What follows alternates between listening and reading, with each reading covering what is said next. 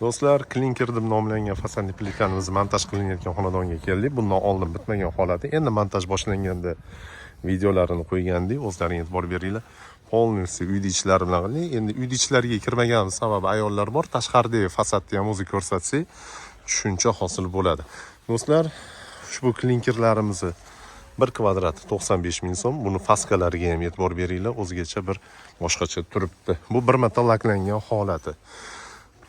Bu fasadni plitkani yana takroran aytamiz, devor tanlamaydi, sho'rmi, zaxmi, qiyshiqmi, xommi, paxsami umuman farqi yo'q do'stlar.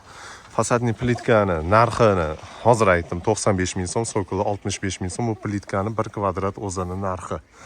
Usta haqqi reka samarezlari bilan o'rtacha 210 minglarga tushadi. Bu rekasi, samarezi, usta haqqi plitkasi. Do'stlar, fasadni plitkani 15 xildan ortiq turi bor. Hozirda 16 xil desa ham bo'laveradi.